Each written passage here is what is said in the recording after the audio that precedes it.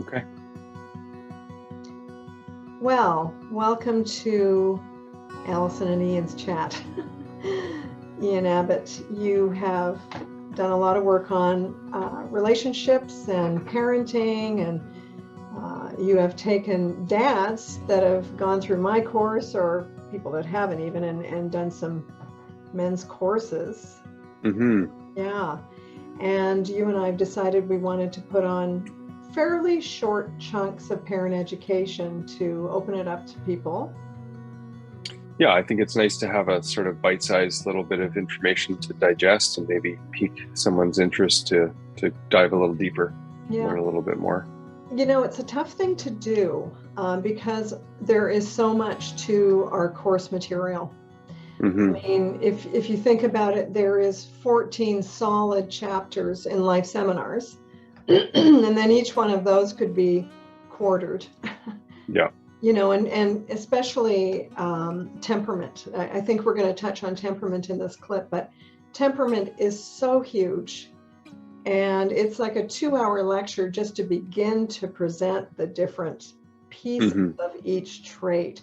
But we're going to do a little overview, I think, on this clip. And so just to bring people up to date, the New York longitudinal study that was conducted by Stella Chess and Alexander Thomas started in about 1956, and it ran for decades. And what they did is they measured infants' dimensions of traits, and we're going to outline these 9 traits. And they showed how understanding these traits as parents and supporting children's temperament profoundly impacted the self-esteem of the child. And, you know, so we're just going to give an overview of this in this clip. And I think, Ian, the main part of what we're doing here is really looking at children's dysregulation. I mean, on one hand, when you have a young child, they have problems with their feelings. So they have temper tantrums anyway. But when you consider temperament, there are specific challenges for each trait. So yeah. And I think the temperament sort of outline is such a handy guide for being curious. Yeah. Right? Because once you read a lot of these temperament descriptions, you'll really get a little bit of a cue. And I think sometimes it's putting words to something you couldn't put words to before, but you've always known as a parent. Yeah. So it can be helpful just to have some language around that. Great. Okay. Well, I'm going to share a screen. And so for people that are actually watching this, you can see these 9 traits: activity level, distractibility, persistence, approach, and withdrawal. And we'll just talk about approach mainly today, how adaptable your child might be, the emotional intensity, bodily regularity, sensory sensitivity, and mood. So those are the 9 traits that we're going to be outlining. And yeah, what we do with people taking our courses is we ask them to put the names of their family members across the top, and then we have them put numbers under each name, going from 1 to 10, with 10 being high, 1 being low, and 5 in the middle-ish. And then they get a real visual of where their family members are at. So if you dive deeper into this sheet could be handy. So let's start with activity level. Yeah. How are your kids on that scale, by the way, Ian? Where do you place them? They're pretty high. My older daughter is probably somewhere between 8 and 10 out of 10. She's very high energy, always moving, has a hard time sitting still. Yep. You know, that kind of thing. Although recently she's into reading, so now she's just stuck in a book half the time, which is an interesting change, and just seeing that maturity level and what comes up. Yeah. But when she's kind of like a lab. Like when she's up a lot. Yeah.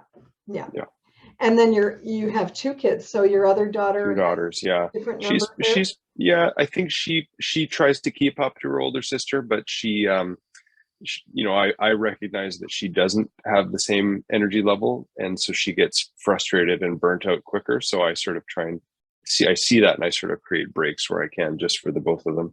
Yeah. So this is just this trait alone. Think about your kids and how active they are.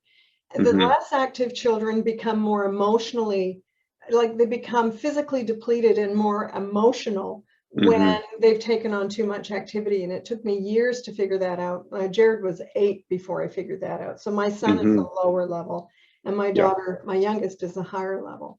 So lower level kids become more dysregulated because they're taking on too many extracurricular activities.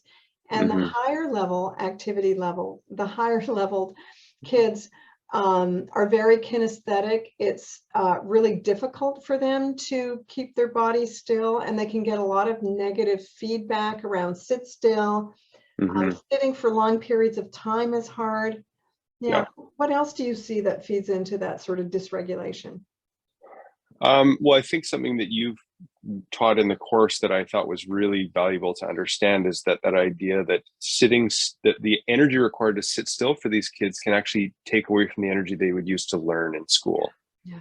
Right. So being able to accommodate that in school, which is happening more and more with wobble chairs and bikes and stuff like that, like they're allowed to move instead of being forced to sit still. Exactly. Just keeps them more open to learning as they are in the classroom. Totally, because they learn a lot by touching and kinesthetic.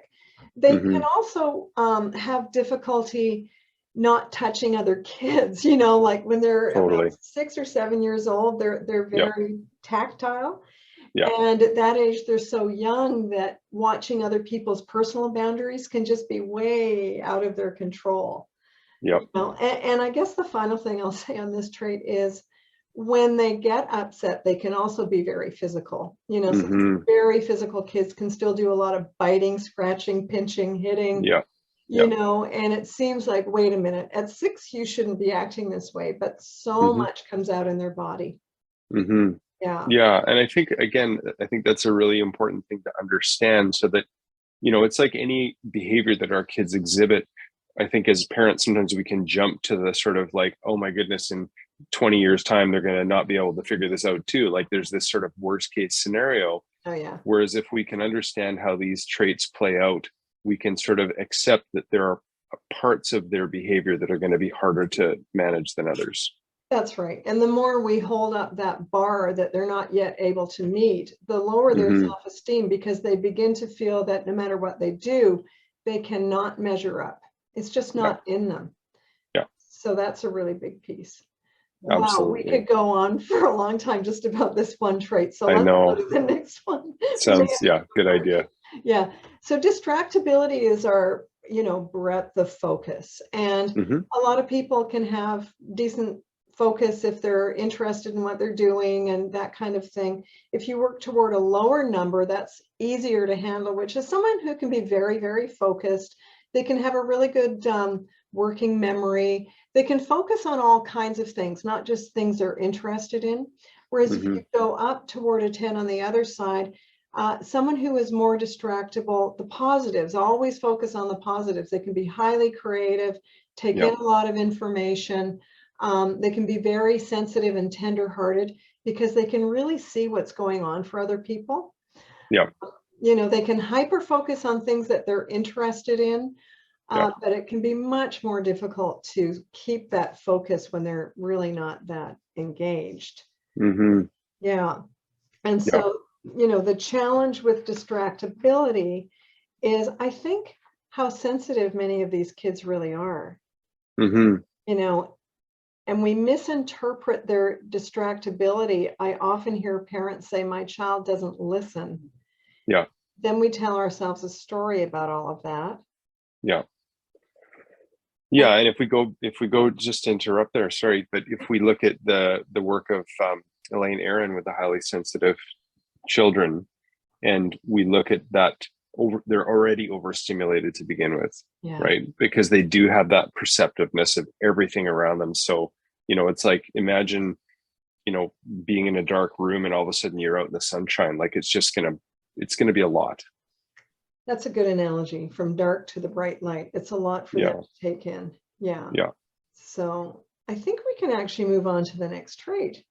Yeah, let's do it. So persistence, remember you can be distractible and persistent. So persistence is your length of focus. Yeah. I'm quite distractible and persistent. Yeah, me too. Yeah. Yeah. So in my life, have I been labeled stubborn, strong-willed, determined? Yes. And the challenge, if you are a child and you are persistent, is really letting go of an idea that's important to you, and how difficult that can be, and how I think persistent children go through a real grieving process when they're having to find that okay, like to say Yeah. the word okay. Yeah. Both my daughter and I are 8s. Mm. And I really, needed to figure out that she's not going to become flexible anytime soon. But me as a parent really need to watch that I don't overuse the word no, and that I avoid those patterns of power struggles with her, and how important it is to give a very persistent child empathy. The limit and empathy, like I get, it's so disappointing that you can't go to Kate's house. And here's the reason why. Yeah. And not to just stay in that position of arguing. Yeah, that does feel really important. And I'm definitely relating to that with my older daughter, as she is quite persistent. But I think as with all of these temperament qualities, there's a positive aspect and a challenge component. And so we can get, I think there's a potential to get sidetracked by the challenge parts, because they can feel like the biggest ones, and you take the positive ones for granted because you just think, well, that's who my kid is. That's the stuff I like. This is the stuff that's frustrating. So can we get rid of this stuff and keep the good stuff, right? But that's just not how it works. It's such an important point. I realized at one point when my daughter was 4 and my son was about 7, she said, I have more timeouts than Jared. And the timeouts we can talk about in another segment. But basically I said, we do tend to get into more debates, but I reminded her, you are the child that when you wanted to take the training wheels off your bike, you fell 20 times, but you rode the bike home, and just really holding up the positives to that. But in terms of dysregulation, watching that we don't do that thing that you talked about at the beginning, which is future thinking. Oh, she's arguing like this now. What's she going to be like as a teenager or as an adult? And instead really valuing the determination, but remembering they need empathy and not to sweat the small stuff. Because that's a big one. It's so huge, because now we just teach a pattern of arguing. Yeah. And then and like you've said, like you said, if you're going to give in early. Yeah, just give in right away. Yeah. Otherwise, invest your funds in law school for your child. There you go. Yeah. Okay, the next trait is approach to new people, places, and or things. The withdrawal word in there means that sometimes kids with a very cautious approach also have a very difficult time withdrawing from an activity. So if your child is a 5, it just usually takes children, a minute or 2 to warm up to something new. If you go down toward a 1, they may have a very fast approach and run to new people, places, and things, which can be challenging. I think we're focusing more, though, on children going up toward a 10 who are quite cautious. You want to watch for labels. You want to get rid of every single label. So these kids often get labeled shy. I've worked with teenagers that say, oh, I can't do it, I'm shy. Get rid of the label. And, just help kids understand you just need a little time to feel more comfortable. Yeah. Now, one of your daughters, I think, is more cautious. And how does that definitely play out, Ian? It plays out in, like you say, her time for warming up to a new situation is just longer. And so being able to be there where sometimes she needs to be able to see that I'm there until she feels comfortable. And then once she's comfortable, it's like, hey, Dad, go away. And that's cool. Like, I appreciate that I know that about her. I can ask her what she needs. Do you want me to come with you this time? And as she gets older, she's 7 now. As she gets older, there's less and less of that, because she knows that I'll be there if I need her to. Totally. And what I like about this is you're taking the judgment out of it. And judgment also feels like abandonment, because you're not really seeing me for who I am. You're not supporting me. I don't have that emotional safety of being understood. Yeah. And this does not help with my own regulation. So it's not soothing my nervous system. So when we reject this temperament in our child, we're really creating a lot of uncertainty in them. Yeah, So and I think this is a trait that is really important to be able to understand in boys, because I think it's probably culturally more acceptable and more sort of okay for girls to be sensitive, but I don't feel like boys get quite the same latitude, and I think that's really important to understand. well, so many male adults that I've worked with are highly sensitive people who had their sensitivity judged out of them, Yeah, you know. definitely. And these are people who end up becoming distancers because they've distanced themselves from their own needs. Yes. So, Yeah. yeah. So Yeah. we'll get into that in another section, but I think Hmm. that a cautious child just being understood, not judged, and given that bridging, which is, remember last time you started a new swimming class, I think it took about Hmm. 2 or 3 classes, and then you felt comfortable, and Yeah. then you were able to jump in. So they get to understand this about themselves. So Yeah. part of being seen feeds that own narrative that, hey, this is part of me, and Hmm. this is how I overcome it, and it's perfectly fine. Yeah. It's not a bad thing. Yeah. And also understanding, like you said earlier on this topic, is that idea that transitions can be harder, Yes. right? Like this could apply in a classroom or at home when you're moving from one activity to another. They might need more of a heads up. They might be more frustrated as they transition. And again, coming back with empathy and just saying, yeah, it's really frustrating when you're really excited about, or you were really enjoying that thing, but now we're going to move to this other thing. Hmm. Yeah, and it makes me think the more transitions kids have in a day, especially with relation to the next trait we're going to talk about, the more stressful it is for them, and Hmm. that accumulates that kind of stress. Yeah. And I think stress in kids is an important one, because the resounding comment that I hear is kids are so adaptable. And it's like, well, that's a pretty broad brush to paint kids with. Yeah. Some kids are adaptable, and some kids just have to go along with what's given to them because they don't have a choice. Yeah, we totally underestimate the impact that life Yeah, has on children. definitely. The next trait is often a hard one to read, but adaptability. And we don't need to talk about people that go towards a one who are, highly adaptable. But if you have a child, and I really relate to this personally, who likes to know what to expect, who doesn't like surprises, who has a tremendous sense of justice and fairness, who may also keep it together all day long because they've got that rule book around how they believe they should behave. And then they Hmm. can have those total meltdowns when they get home.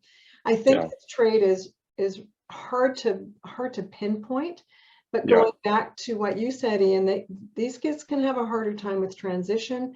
They're taking in a lot of what's going on around them. They're really looking for certainty in a world that can't provide them with that certainty. yeah. And, they can really see a lot of things as not being fair. So we're having to watch the story they tell themselves and not feed into that story while still supporting them. Hmm. Hmm. Yeah, which is it's a tricky balance, isn't it? Yep. Yep. Yeah. That's why I, wrote The Givens, was just Hmm. helping kids understand that there are certain things in life that we just can't avoid. Yeah. We can't control, but how we respond to those things is important. So I'll do a segment on the givens at some point too. Yeah, that would be really good. Yeah. Anything to add to the adaptability, Ian? I think the one piece I think which is I think applicable to all of these is just the empathy part. Is just trying to connect with them about, yeah, it's really tricky when when you don't want to do this thing, or when this change happens, and just being able to put yourself in their experience just is important. Well, you're just making me think of the importance of when we are using reflective listening with kids, Hmm. not to argue with their story or perspective. Yep. We can ask permission to look at things a different way later. We could say, hey, can I give you an Hmm. idea about how to view this? And they might say no. But Hmm. we need to remember that reflective listening is to hear both the feelings of the child tentatively and to hear the story without fixing it, changing, or arguing with the story. It doesn't mean that you're agreeing with your child. It means that you're simply holding up what they're thinking about. Mm-hmm. And this is a good thing for couples too, because this is where couples get into arguments. I didn't do that. What are you talking Yeah. about? It's like, no, this is how my partner is seeing this situation. Yes. Yeah. So listening doesn't mean agreeing. Yeah. Yeah. I think that's an important point. Yeah. Now, the next trait is how regular are your child's body rhythms? So eating and sleeping are the primary ones that I think about here. And kids who are more irregular, we work our way down toward a 1 because they can handle less sleep, and, it can be challenging because they don't Mm-hmm. get as much sleep, and, the irregularity can be hard on parents. Yeah. More regular kids are much more vulnerable to the feelings of hunger and fatigue, and can really get thrown for a loop when that physical regularity, those needs aren't met. What do you see there, Ian? Well, it's funny you should say that, because it was just, I think it was 2 weeks ago, my older daughter was at a sleepover, and, picked her up in the morning, and it was not good. Oh, good. It was not good. And this is the same kid, speaking of food, this is the same kid that gets hangry, Yeah. that but more when she was younger, but I always had to have food available. And as soon as her behavior changed, there was a 90% chance that she was needing some food. So but again, understanding this stuff, it helps me as a parent not take it personally. And And we it helps too. Yeah, we do, for sure. And I'm similar to her. So she and I, we definitely relate. And as a parent, like a lot of times when my kids were smaller and being a single parent, like it was like I would feed them and then wonder why I was feeling so off, and realize that I hadn't made myself some food as well. So With my son Jared, who's definitely still at 33, very sensitive to hunger and sleep. mm-hmm, mm-hmm. What I learned to do with him when he was about 3 is just have a piece of fruit beside his bed. So before he even set foot on the floor with his feet, Yeah, he was munching on a piece of apple or something. And it yeah, was crazy what a difference that made. huge. Yeah, I get that. Yeah. Now, the next trait is a physical one as well, because it's sensory sensitivity. And so if you take Mm-hmm. the 5 senses, taste, touch, smell, sight, sound, and Yeah, there's many more, but we focus on those.